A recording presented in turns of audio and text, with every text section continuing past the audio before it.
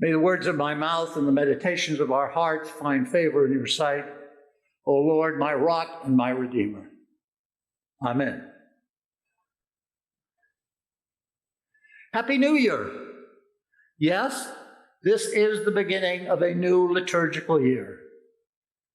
Somehow a Happy New Year rings hollow in 2020 as we continue to have our lives constricted and upended by COVID-19. We seemingly have been waiting for what seems like forever, 9 months to be precise. When will this waiting end? We ask ourselves. The vaccine offers hope, but with an uncertain timeline. Yet, wait we must. Perhaps Advent is the ideal season to reflect upon our unforced season of waiting. Advent is the season of waiting, as Isaiah tells us. No eye has seen any God besides you who works for those who wait for him. Jesus picks up this theme of waiting in our gospel when he admonishes the disciples, keep alert, keep awake. What then are we waiting for? I can't help but be reminded of the NPR radio show, Wait, don't tell them. What are we waiting for? The birth of Jesus? The coming of Jesus on the day of judgment? Wait, don't tell me.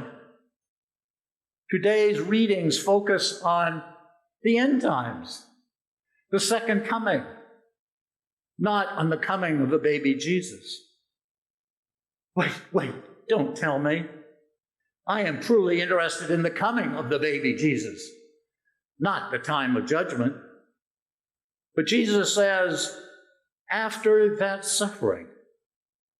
Yet, that's what our lessons are about today as we enter into the season of Advent. As we begin a new church year, you will notice that over the coming year, our gospel readings will be primarily from the Gospel of Mark. Wait, don't tell me. Mark has no birth story.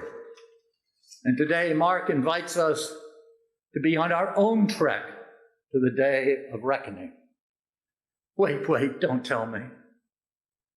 The year behind us has made the word unprecedented a cliche. So many have suffered from the pandemic, and in a way we have all suffered, if only for a change of how we live our lives. In our Advent time, waiting and watching, we learn again and again to expect the unexpected. Signs in the natural world, 30 hurricanes, wildfires, tornadoes, you name it. Do not be surprised. Think about pregnant virgins and righteous fiancés. Do not be surprised. Or fierce prophets and unending demand for justice. Do not be afraid. Stay alert. Popular church culture tells us that in Advent we are awaiting the birth of Jesus. Emmanuel, God with us. It's the time we call Christmas.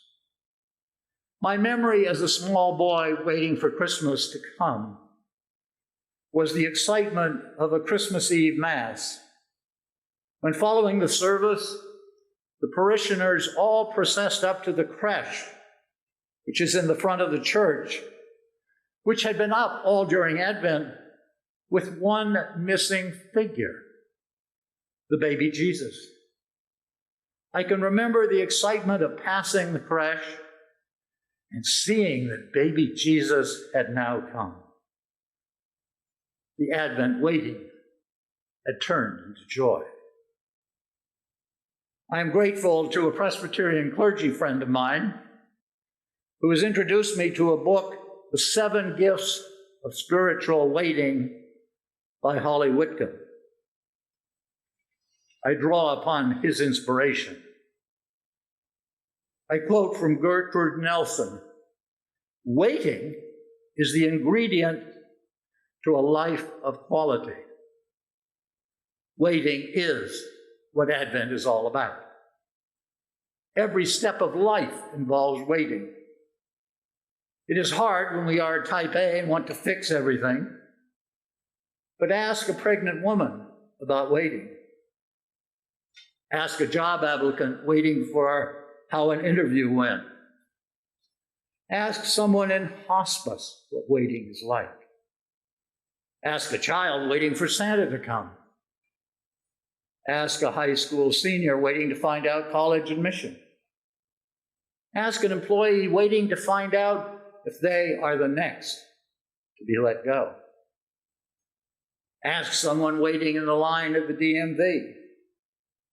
Ask someone waiting for radiation to be over. Waiting can involve the most serious of life and death matters or the most trivial. But waiting, nonetheless, is an integral part of life. Every stage of life, daily, weekly, monthly, yearly, involves time of waiting. The list is endless, from the trivial to the essence of life. But during this time of waiting, perhaps we're being invited into the 7 spiritual gifts of waiting. As we wait for whatever we are waiting for, be it a return to normal, a chance to be with friends without masking and being 6 feet apart. Some of the following gifts are thrust upon us, while some of these gifts are an invitation to participate. Advent is the season for waiting. Let me give you a brief rundown of the 7 gifts. First, you guessed it, patience. Patience offers a time to reflect, a time to re-examine our priorities, a time to rest in God's timetable, a time to find wonder in the least expected places. It's a time to trust there is no quick fix. Patience opens us to active waiting, to being available to others. Gift number 2, loss of control. Loss of control teaches us to depend on one another, teaches us resilience, especially for us type A types, which is the hardest thing to acknowledge, that much of life is not in our control. The Serenity Prayer puts this issue in context. God, grant me the serenity to accept the things I cannot change, courage to change the things I can. And here's the rub, the wisdom to know the difference. Christina Baldwin, a theologian, has written, "The gift of despair is that it offers us a process for making peace with what is, and a time to become comfortable with new perspectives." The third gift, living in the present. This time of waiting is a call to pay attention and focus on what is happening now. Live life in the moment. Worry doesn't teach us anything useful. Jesus offers this advice in Matthew 6:34. Don't worry about tomorrow. Today's troubles are enough for today. The next gift is compassion, which simply means to suffer with.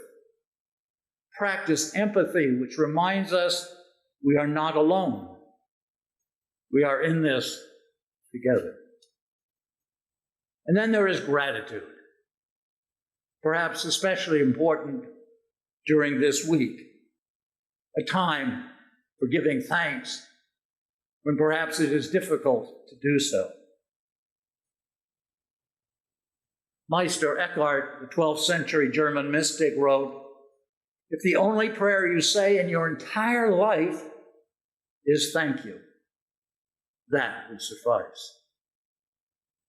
Gratitude moves us beyond entitlement, opens our eyes to the blessings of small things. And then there is the gift of humility, which quite simply means leads us to admitting we are not in charge. Joan Chittister has written, humility is the ability to know ourselves as God knows us, essentially accepting our goodness as well as our flaws. And finally, trust in God. These times of waiting, these times of uncertainty, these times of the unknown are times to trust in God. As we enter Advent, think of Mary and Joseph. Think of Abraham and Sarah, who said yes to the impossible because they trusted in God. Whatever we are waiting for, this too will pass. It is all in God's time. But I invite you to think of a different idea. Ponder the idea that at this particular time in our life, God may be waiting for you. What is God waiting for you to do? What is God waiting for you to be? Even God waits on us. Because remember, we are the people of God. We are the people of the God who turns every crucifixion in our lives into a resurrection. Wait, don't tell me. Waiting, we cannot escape it. We will be waiting all our lives for one thing or another. There are little waits and big waits, gratifying waits, excruciating waits. But we can learn from all of them. As we practice these new spiritual gifts, our learning curve may be steep, but waiting immerses us in a different kind of time. Waiting bids us to pay attention. Waiting is a patient teacher, offers us generous gifts, patience, loss of control, living in the present, compassion, gratitude, humility, and last but definitely not least, trust in God. Waiting teaches us to embrace our own resilience and courage, to believe that others will reach out to help, and to know that God's love will always find us. Thanks be to God. Amen.